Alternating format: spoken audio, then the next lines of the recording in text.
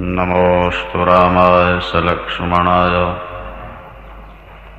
देव्यै च तस्यै जनकात्मजायै नमोऽस्तु रुद्रेन्द्रयमानलेभ्यो नमोऽस्तु चन्द्रार्कमरुद्गणेभ्यः। ॐ नमः परमहंसास्वादितचरणकमलचिन्मकरन्दाय भक्तजनमानसनिवासाय श्रीरामचन्द्राय विश्वसर्गविसर्गादिनवलक्षणलक्षितं श्रीकृष्णाक्षं परं धाम जगद्धाम नमामि तन्नारायणं नमस्कृत्य नरं चैव नरोत्तमं देवीं सरस्वतीं व्यासं ततो जयमुदीरयेत्। गुरुर्ब्रह्मा गुरुर्विष्णुर्गुरुर्देवो महेश्वरः गुरु साक्षात् परब्रह्म तस्मै श्रीगुरवे नमः। अखण्डमण्डलाकारं व्याप्तं येन चराचरं तत्पदं दर्शितं येन तस्मै श्रीगुरवे नमः। तस्मै श्रीगुरवे नमः। सृष्टौ या सर्गरूपा जगदवनविधौ पालनीया च रौद्री संहारे चापि अन्यां जगदमखिलं क्रीडनं या पराख्या पश्यन्ति मध्यमाथो जगत्तदनु भगवती वैखरी वर्णरूपा शास्मद्वाचां प्रसन्ना गिरिहरिगिरिशा राधितालं करोतो पृथिव्यां पोतास्ते जननी बहवः सन्ति सरला परं तेषामध्ये विरलतरलोहं तव सुतामदीयोऽयं त्यागा समुचितमिदं न तव शिवे कुपुत्रो जायेत क्वचिदपि कुमाता न भवति। श्रीराम जय राम जय जय राम।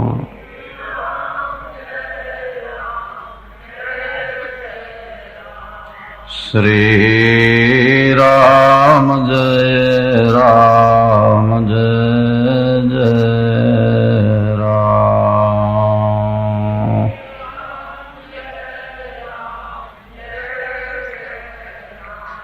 श्री राम जय राम जय जय राम।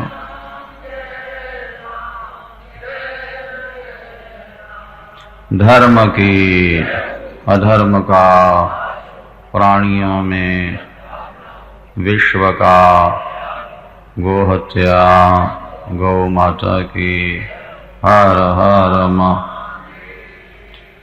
सांचे दरबार की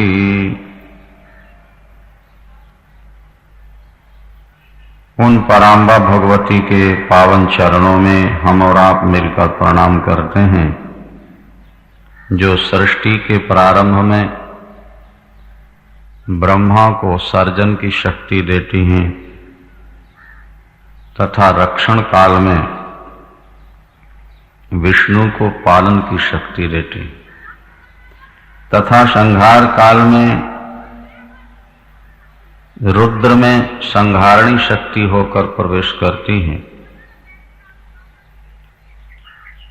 जो परापश्यंती मध्यमा और वैखरी रूप से वाणी के रूप में हर व्यक्ति के अंदर निवास करती हैं। ब्रह्मा विष्णु और शंकर जिनकी आराधना करते हैं वे आद्या शक्ति भगवती पराम्बा दुर्गा हमारी वाणी को अलंकृत करें और वे कथा करने की, कहने की शक्ति प्रदान करें, श्रवण करने की शक्ति प्रदान करें। उन महामाया के चरणों में हमारा बार बार प्रणाम। नैमिषारण्य के परम पवित्र तीर्थ स्थान में शौनकादि ऋषि सहस्र वर्ष का एक यज्ञ कर रहे थे। नैमिषारण्य वैसे परम पवित्र तीर्थ स्थान माना गया है। कथा आती है कि एक बार प्रयागराज में ऋषियों की एक बैठक हुई। विचार विमर्श चला कि कलयुग आ रहा है, कलयुग से बचने के लिए हमें कहाँ रहना चाहिए, कहाँ बैठकर हम साधना करें कि हमको सफलता मिल जाए। सबने मिलकर भगवान विष्णु की आराधना की, स्तुति की, प्रार्थना की। उससे भगवान नारायण प्रकट हुए। भगवान नारायण से शौनकादि ऋषियों ने निवेदन किया कि कलयुग प्रारंभ हो रहा है। इस भूमंडल में सबसे पवित्र तीर्थ कौन सा है जहां बैठकर हम कथा सुने, यज्ञ करें, कलयुग के दोषों से बच सके। तो भगवान ने अपना सुदर्शन चक्र उन्हें प्रदान किया और कहा कि आप लोग इस चक्र के पीछे पीछे चलते जाइए। जहां जाकर ये चक्र रुक जाए वो स्थल परम पवित्र होगा कलिकाल में। वहां बैठकर आप लोग साधना कीजिएगा। सुदर्शन चक्र आगे आगे चल रहा है, पीछे पीछे 88,000 ऋषि हैं। जगदम्बा की ज्योति की तरह वो सुदर्शन आगे बढ़ता जा रहा है और चलते चलते नैमिषारण्य में जाकर उसकी नेमी, उसकी चक्र की जो आरा है, धार है, वो वहां रुक जाती है। तो नेमी के वहां रुक जाने से ऋषि वहीं पर अपना स्थान निश्चित कर लेते हैं। सुदर्शन की नेमी रुकने से उसका नाम नैमिषारण्य पड़ गया। 1000 वर्षों के यज्ञ का अनुष्ठान ले लिया है ऋषियों ने। वे कुछ समय तक हवन करते हैं और बचे हुए समय में वे भगवान की विविध कथाएं सुनते रहते हैं। अनेकों कथाएं श्रवण करने के बाद शौनकादि ऋषियों ने सूत जी से कहा, सूत जी आप बड़े बुद्धिमान हैं, महर्षि वेदव्यास के आप प्रधान शिष्यों में एक हैं, आप बहुत वर्षों तक जीवित रहे। आपने हमें अनेक कथाएं सुनाई भगवान विष्णु की, उनके अवतारों की। अनेक कथाएं हमने बड़ी श्रद्धा से श्रवण की। आपने भगवान शंकर का दिव्य चरित्र भी हमें सुनाया, जिसमें भस्म धारण करना, रुद्राक्ष धारण करना, भगवान शंकर के पूजन का विधि, भगवान शंकर की दयालुता का वर्णन भी शिव पुराण में हमने आपसे श्रवण किया है। अब हमारी अंतिम इच्छा है, हमें अब आप ऐसी कथा सुनाइए कि जिसके श्रवण मात्र से हमारे हृदय में भगवती पराम्बा महामाया के प्रति श्रद्धा जागृत हो, विश्वास बढ़े, उनकी भक्ति हमें प्राप्त हो जाए। सूत जी बहुत प्रसन्न हुए और सूत जी ने कहा शौनकादि ऋषियों से, ऋषियों अब हम तुम्हें श्रीमद् देवी भागवत की कथा सुनाते हैं। श्रीमद् देवी भागवत की कथा व्यक्ति के समस्त पापों को हर लेती है, दुखों का विनाश करती है, दरिद्रता को मिटाकर संपत्ति देती है, मूर्खता को मिटाकर विद्वत्ता प्रदान करती है। जहां श्रीमद् भागवत की कथा हो जाती है वो स्थान पवित्र तीर्थ बन जाया करता है। देवी भागवत की कथा भुक्ति और मुक्ति दोनों को देने वाली है। संसार में जब तक जिए अभीष्ट भोगों की प्राप्ति हो और शरीर छूटने के बाद परमात्मा की प्राप्ति हो जाए, ये सबसे सुंदर भागवत की कथा का फल है। महर्षि वेदव्यास ने चारों वेदों का विभाग किया है, 18 पुराणों की रचना की और महाभारत 1 लाख श्लोकों वाला भी उन्होंने बनाया। अपने तत्त शिष्यों को उन्होंने पढ़ा दिया। श्रीमद् भागवत की रचना करके अपने पुत्र सुखदेव को पढ़ा दिया। लेकिन उन्होंने देवी भागवत की जब रचना की तो वो किसी को नहीं पढ़ाया। उन्होंने ये धन उन्होंने अपने पास सुरक्षित रखा। जो बहुत मूल्यवान वस्तु होती है उसे अंत में ही दिया जाता है किसी को भी। तो महाराज वेदव्यास ने सभी पुराण तो अपने शिष्यों को पढ़ा दिए, महाभारत सुना दिया, लेकिन देवी भागवत की कथा वे छुपा के रखे रहे। विकट परिस्थिति तब आती है जब महाराज परीक्षित को शमीक ऋषि के पुत्र श्रृंगी ऋषि का श्राप लगता है और 7वें दिन उनकी मृत्यु होती है। तो एक तो ऊपर मृत्यु हुई और दूसरे सर्प से, तीसरे ब्राह्मण के श्राप, महाराज परीक्षित का उद्धार नहीं हुआ।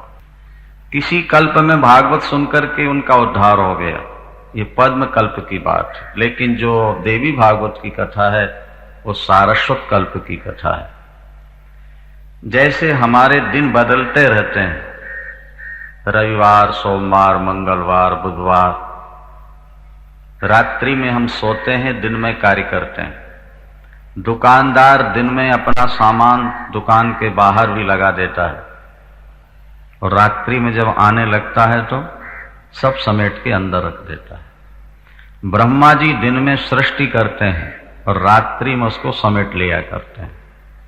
4 अरब 32 करोड़ वर्ष का ब्रह्मा जी का एक दिन होता है। इतनी बड़ी उनकी एक रात्रि हुआ करती है। वे दिन में सृष्टि करते हैं और रात्रि में सृष्टि का संहार कर लेते हैं, सो जाते हैं। प्रातःकाल होने के बाद फिर वे सृष्टि प्रारंभ किया करते हैं। तो ये क्रम चलता रहता है। इसलिए श्रीमद् भागवत के आधार पर तो भागवत की कथा सुनकर के महाराज परीक्षित का उद्धार हुआ, वो एक अलग कल्प की कथा हुई।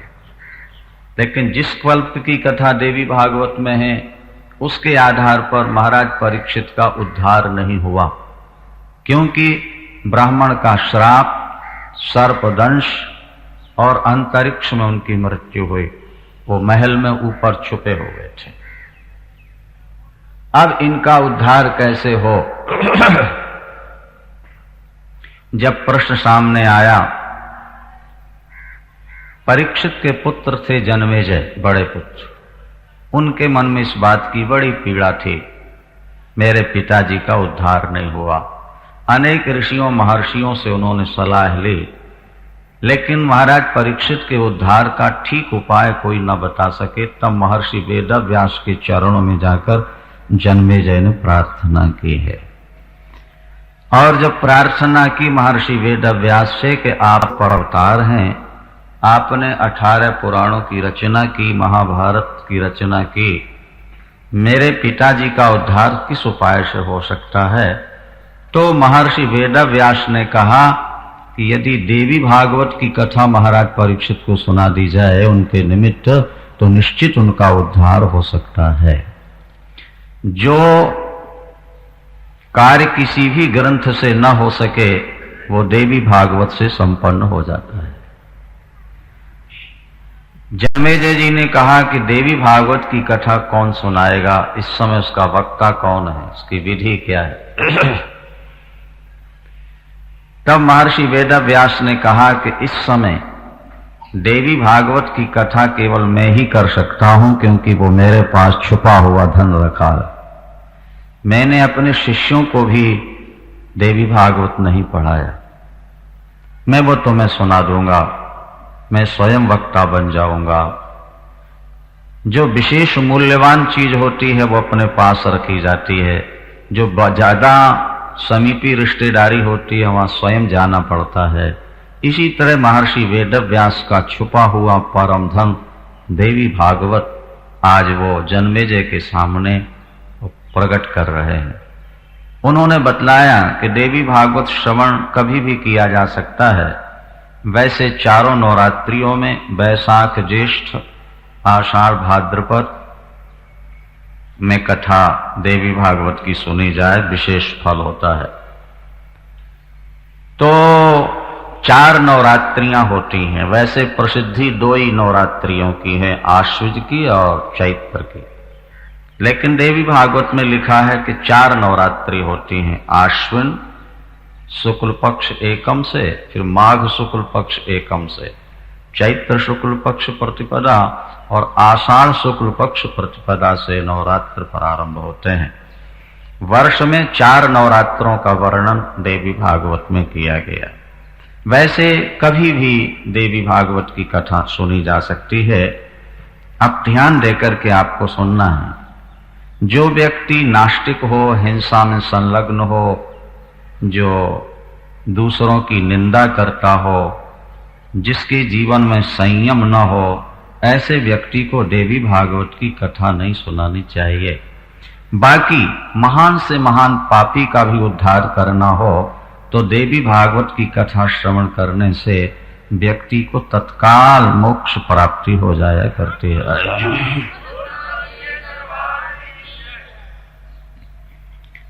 आश्विन शुक्ल पक्ष नवरात्रियों में भगवती की कथा सुनी जाए, पूजन विशेष रूप से किया जाए, तो व्यक्ति हर प्रकार की कामना पूर्ण कर लेता है। सोने की सिंहासन पर देवी भागवत रख के दान कर दिया जाए तो भगवती को परम प्रसन्नता प्राप्त होती है, क्योंकि भगवती सिंह पर ही सवार रहती हैं। श्रीमद् देवी भागवत का एक श्लोक, आधा श्लोक भी अगर नित्य पाठ किया जाए तो व्यक्ति भयंकर बीमारियों से, भयंकर उपद्रवों से बच सकता है, गरीबी से भी मुक्ति पा सकता है। जैसा कि आपसे कहा गया कि जो कार्य किसी भी उपाय से पूर्ण न हो वो देवी भागवत की कथा से पूर्ण हो जाता है। भगवान कृष्ण जब सत्राजित की मणि लेने जाते हैं और वापस लौट कर नहीं आए तो वसुदेव जी ने श्रीमद् देवी भागवत का ही श्रवण किया, अनुष्ठान किया और पूर्ण होते ही यहां ब्राह्मणों को तिलक लगा करके दक्षिणा दे रहे थे, आशीर्वाद ले रहे थे कि वहां सत्य जाम्बवती को लेकर के भगवान कृष्ण वापिस आ रहे थे। उसी समय वापिस आ जाते हैं। बड़ी प्रसन्नता हुई। तब सौनकादि ऋषियों ने प्रश्न किया, भगवान ये कृपा कर हमें सुनाइए कि भगवान कृष्ण मणि लेने कैसे गए। भागवत में आपने सुना ही है अनेक बार, देवी भागवत के आधार पर भी सुनिए। एक राजा सत्राजित थे, भोजवंशी राजा सत्राजित। वे सूर्य भगवान के भक्त थे, सखा थे। वे भगवान की आराधना में सदा डूबे रहते थे, सूर्य नारायण। सूर्य भगवान ने सत्राजित को स्यमंतक मणि प्रदान की थी। मणि को गले में बांधकर चलने पर रात्रि का दर्शन नहीं होता था। उस मणि में इतना प्रकाश था, बांधने वाला स्वयं सूर्य की तरह चमकने लगता था। उस मणि से प्रतिदिन 8 भार सोना साधक को मिलता था। जहां वो मणि रहेगी वहां दरिद्रता नहीं होगी, दुर्भिक्ष नहीं होगा, महामारी नहीं आएगी, कोई संकट नहीं आएगा। जब सत्राजित अपने कंठ में मणि बांधकर द्वारिका में प्रवेश करते हैं तो बालक दौड़े दौड़े आए और उन्होंने कहा भगवान से कि सूर्य नारायण आपका दर्शन करने आ रहे हैं। इतना प्रकाश था, ऐसा लगा जैसे साक्षात सूर्य नारायण ही आ रहे हैं। भगवान कृष्ण ने कहा नहीं, ये सूर्य नारायण नहीं है, ये सूर्य के भक्त तो महाराज सत्राजित। सत्राजित अपने महलों में रहने लगते हैं। 8 भार सोना प्रतिदिन प्राप्त करना है। कुछ दिनों के बाद बहुत ज्यादा सोना एकत्र कर लिया महाराज सत्राजित ने। जब सत्राजित के पास बहुत सारा सोना एकत्र हो गया तो एक दिन भगवान कृष्ण स्वयं उनके पास पहुंचे और जाकर के कहा, राजन आज हम आपसे कुछ मांगने आए। सत्यराजित ने कहा, हमारा सौभाग्य है, आप स्वयं चलकर मेरे पास पहुंचे हैं। मुझे आदेश मिल जाता, मैं स्वयं आपके चरणों में उपस्थित हो जाता। भगवान, बड़ी कृपा की आप आए हैं, मांगिए, क्या चाहिए आप? भगवान ने कहा, भाई मांगना तो है, लेकिन थोड़ा संकोच हो रहा है, पता नहीं आप दे पाएंगे नहीं। बोले, नहीं नहीं, आप बिना संकोच कहिए, आप जो मांगिएगा मैं दे सकूंगा। बोले, मैं आपसे मणि मांगने आया हूं, मुझे दे दो। बस महाराज तो सिर नीचे कर लिया, खुजलाने लगे सिर अपना, गर्दन नीची करके बोले, ये मणि मैंने बड़ी कठिनाई से प्राप्त की है, ये मेरे जीवन भर की आराधना का फल है। द्वारकेश, आपको जितना सोना चाहिए आप उठा ले जाइए, मंगवा लीजिए, मैं सब कुछ दे सकता हूं, लेकिन मणि नहीं दे पाऊंगा। इसके प्रति मेरा बहुत ममत्व है, क्योंकि मैंने बहुत कठिन साधना करके प्राप्त की। भगवान आनंद कंद परमानंद कृष्णचंद्र जी ने कहा, भाई हमें ना तो सोने की जरूरत है ना मणि की जरूरत है, हम तो तुम्हारी भलाई के लिए तुमसे मणि की याचना करने आए हैं। दे दोगे तो तुम्हारा भला है, नहीं दोगे तो परिणाम तुम्हारे सामने आएगा। सत्यराजित ने कहा, मैं मजबूर हूं, नहीं दे पाऊं। भगवान वापस चले गए। एक दिन सत्यराजित के छोटे भाई प्रसेन ने वो मणि गले में बांधी, घोड़े पर सवार हुआ और शिकार खेलने के लिए चल पड़ा जंगल में रात्रि के समय, क्योंकि मणि के प्रभाव से प्रकाशी हो जाता था चारों तरफ, रात्रि का तो प्रभाव पड़ता नहीं था। जैसे ही वो जंगल पहुंचे, एक बब्बर शेर ने एकदम हमला किया। अब प्रसेन को घोड़े के सहित मार दिया। इनको मार करके, खा पी करके वो मणि मुंह में दबा के लेके चल पड़।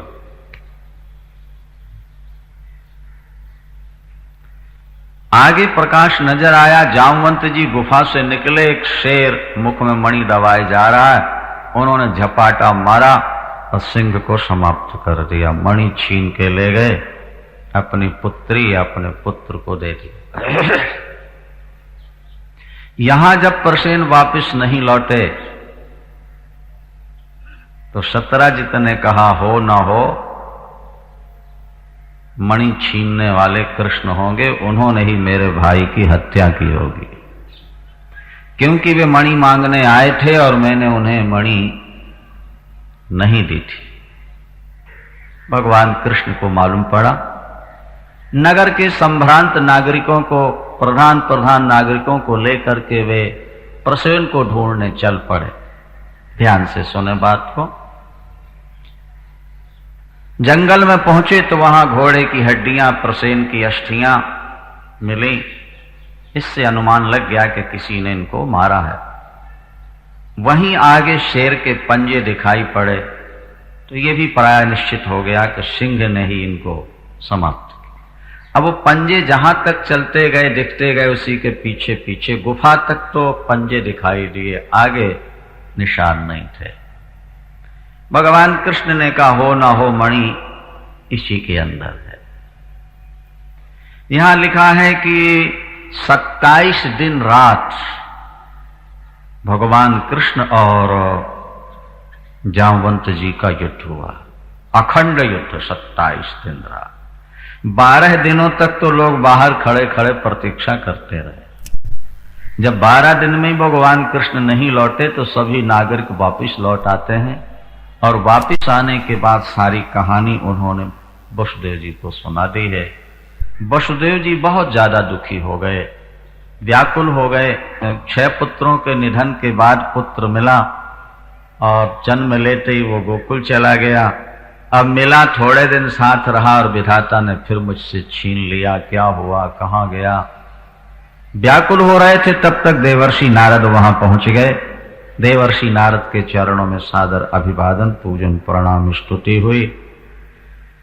और अपना सारा दुखड़ा जब सुनाया वसुदेव जी ने नारद जी से गए और कहा कि भगवान मेरे पुत्र प्राप्ति का कोई उपाय बताइए।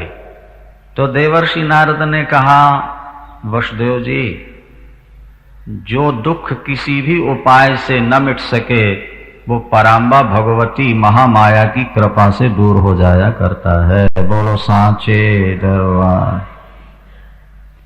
यदि आप देवी भागवत का नवाह कर लें तो निश्चित है आपकी कामना पूर्ण हो सकती है। तो वसुदेव जी को मन में बड़ी प्रसन्नता हुई और वसुदेव जी ने फिर श्रीमद् देवी भागवत का अनुष्ठान किया है।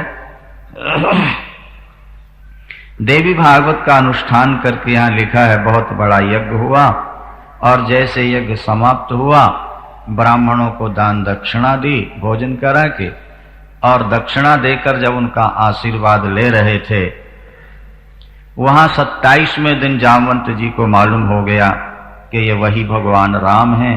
कृष्ण के रूप में इन्होंने मुझे दर्शन देकर कृतार्थ किया।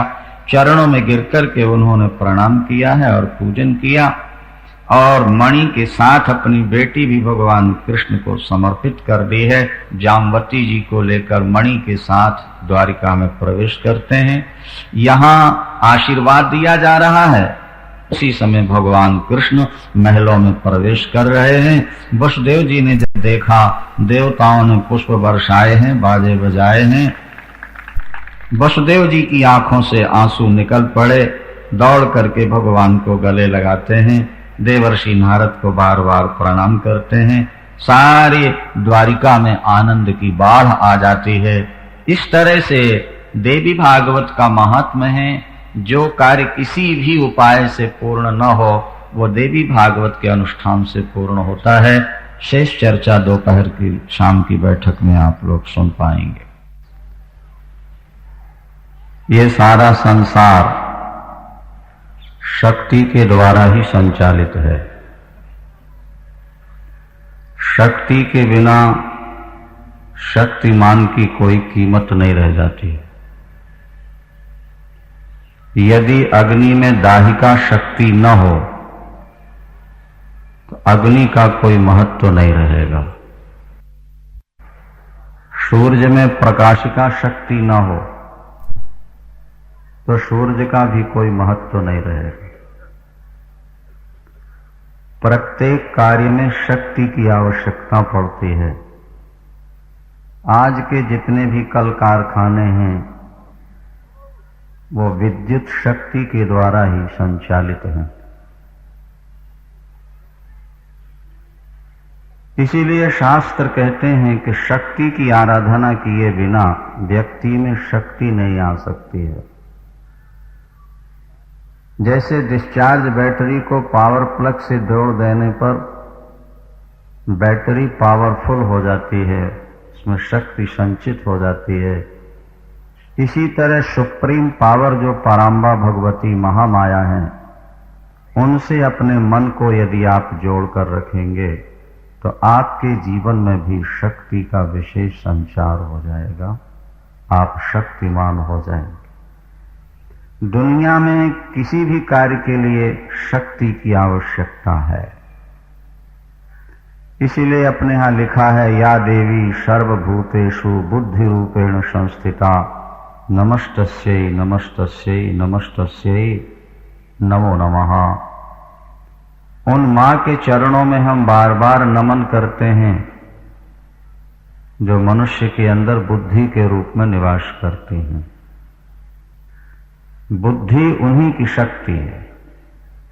या देवी सर्वभूतेषु शक्ति रूपेण संस्थिता नमस्तस्यै नमस्तस्यै नमस्तस्यै नमो नमः।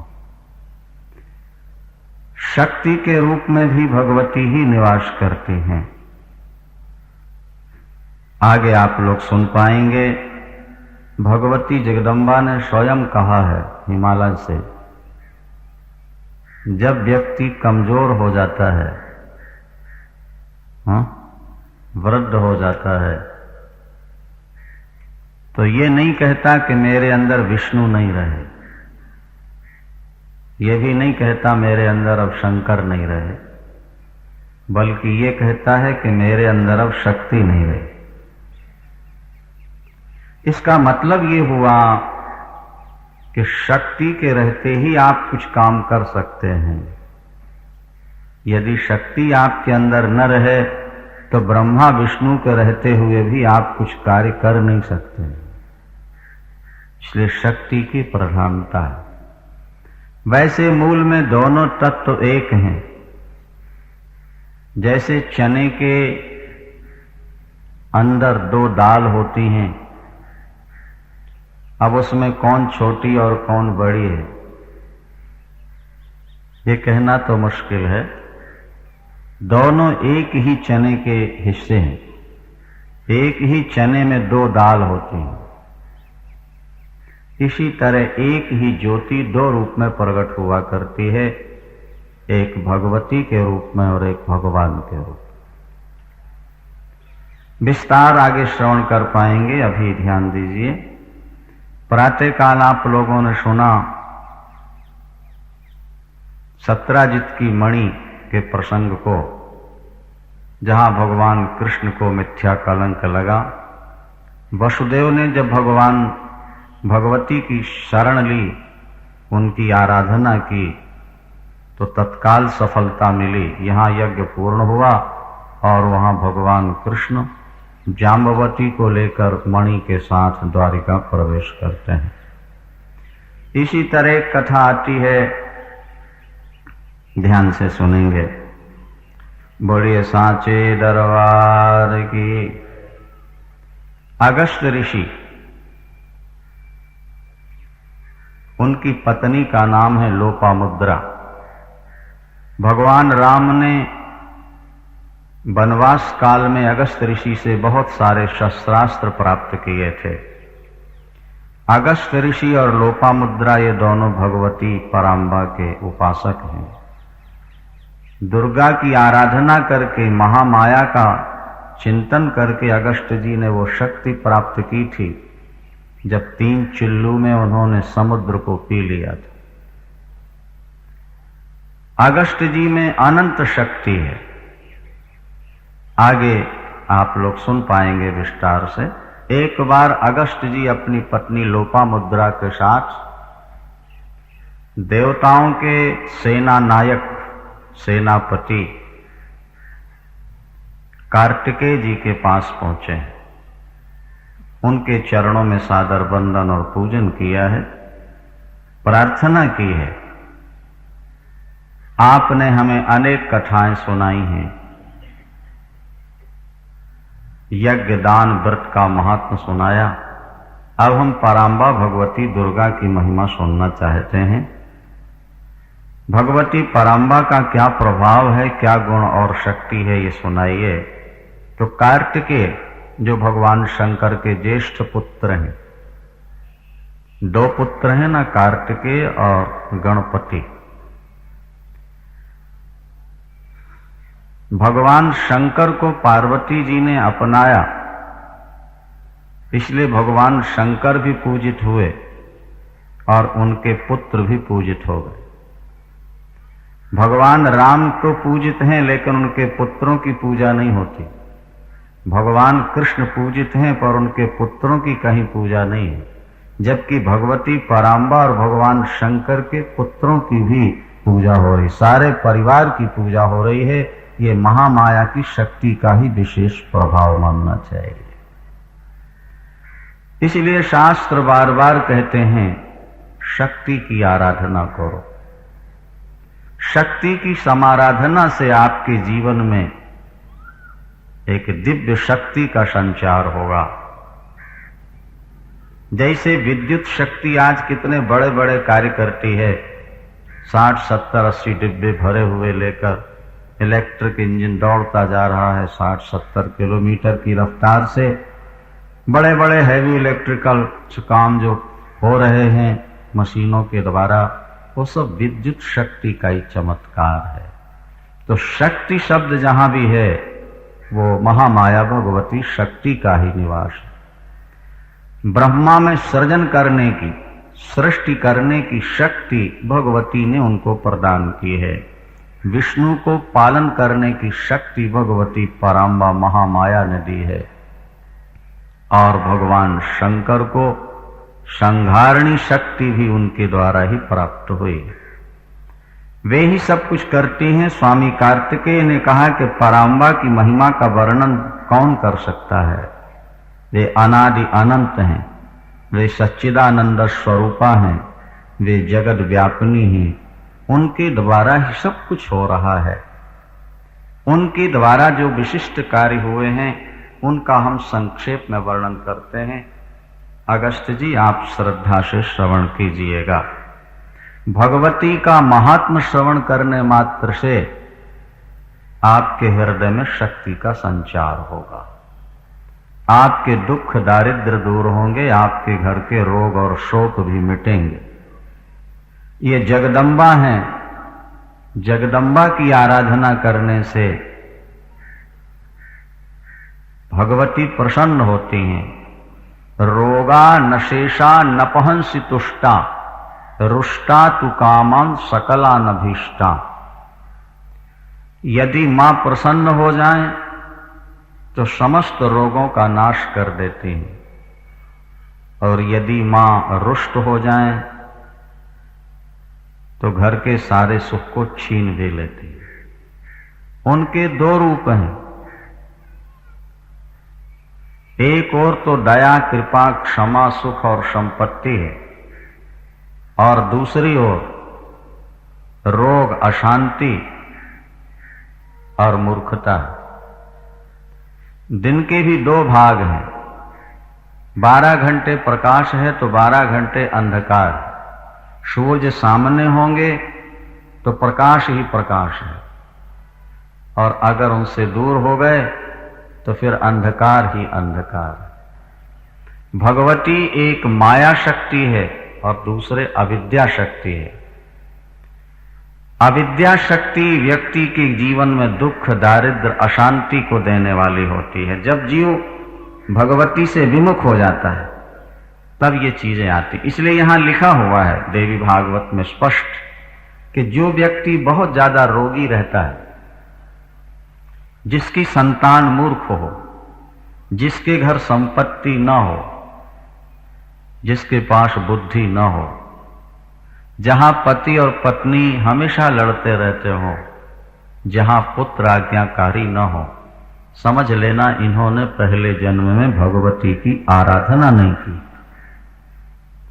और जिनके घर में पूर्ण संपत्ति हो, सुख और शांति हो, नारी पतिव्रता मिली हो, पुत्र आज्ञाकारी हो, संपत्ति की कमी न हो, तो देवी भागवत ने लिखा है कि समझ लेना इस व्यक्ति ने पूर्व जन्म में मां की बहुत आराधना की है। मां की कृपा ने ही आज इनको निहाल करती है।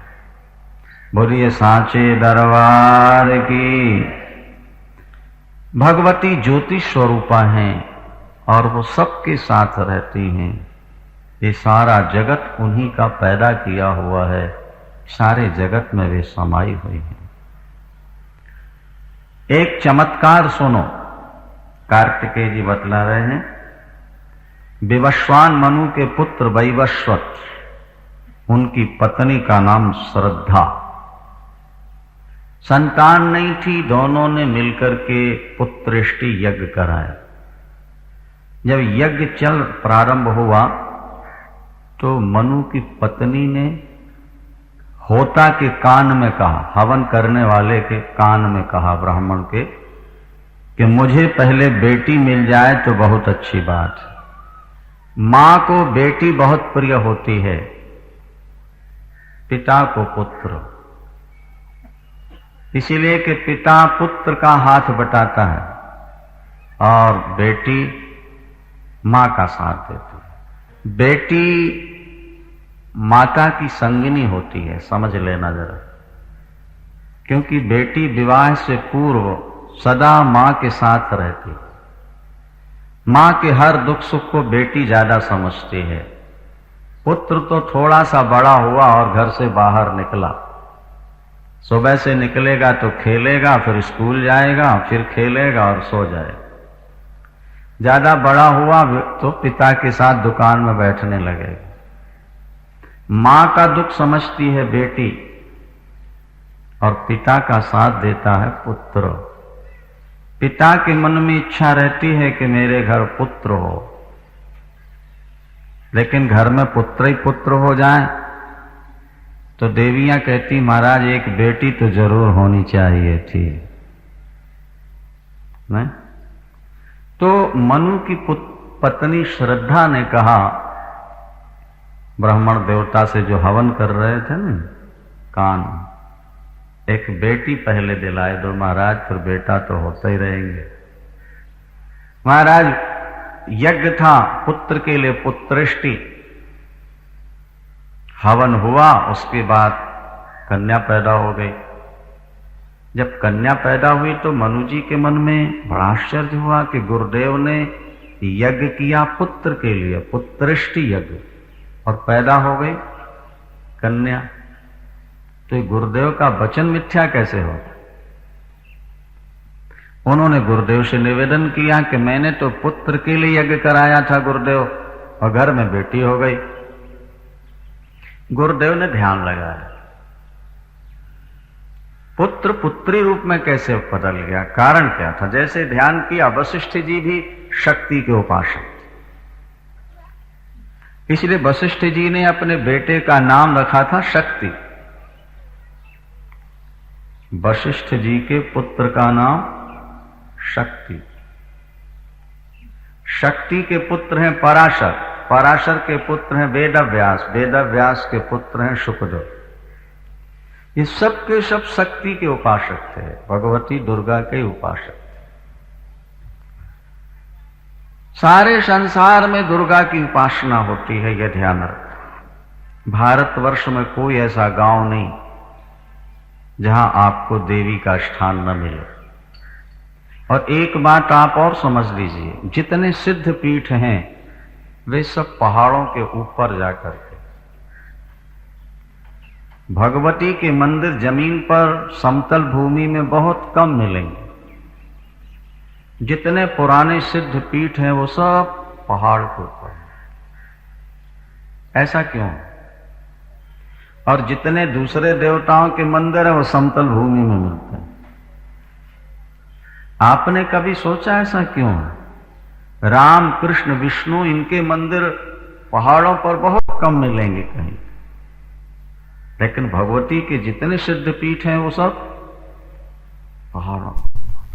पराम्बा भगवती सब सर्वश्रेष्ठा हैं, इसलिए उनके जितने भी सिद्ध पीठ मंदिर आपको मिलेंगे वहां आपको 100, 200, 500, 1000 सीढ़ियां चढ़ के ही जाना पड़ता है, तब उनका दर्शन होता है।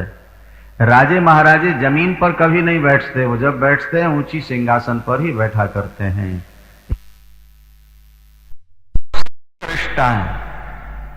इसलिए उनके जितने भी सिद्ध पीठ मंदिर आपको मिलेंगे वहां आपको 100, 200, 500, 1000 सीढ़ियां चढ़ के ही जाना पड़ता है, तब उनका दर्शन होता है। राजे महाराजे जमीन पर कभी नहीं बैठते, वो जब बैठते हैं ऊंची सिंहासन पर ही बैठा करते हैं। इसलिए पराम्बा भगवती के स्थान सदा ऊंचाई पर ही हुआ करते हैं। आगे आप सुन पाएंगे, एक सिंहासन बना, मणिद्वीप वर्णन में मिलता है भागवत में। एक ऊंचा सिंहासन बना था। सिंहासन में 4 पाए होते हैं। एक पाए बन गए थे ब्रह्मा, दूसरा पाया बना विष्णु, तीसरे बने शंकर और चौथा पाया बन गए ईश्वर। 4 पाए सिंहासन के 4 देवता बन गए और सदाशिव बन गए उसके फलक माने विस्तर। अब फिर आवाहन किया गया कि जो सबसे बड़ा देवता हो संसार में वो आकर इसके ऊपर विराजमान हो जाए। किसी देवता में यह साहस नहीं था कि उस सिंहासन पर आकर कोई बैठ सके। कोई देवता सामने नहीं आया। बार बार आवाहन किया गया देवताओं का, सिंहासन पर विराजमान हो नहीं। अंत में पराम्बा भगवती त्रिपुर सुंदरी महामाया ने ही आकर के उस आसन को स्वीकार किया है। और जब वो उस पर विराजमान हुई हो तो देवता पुष्प बरसाए हैं, बाजे बजाए हैं और जय जयकार की।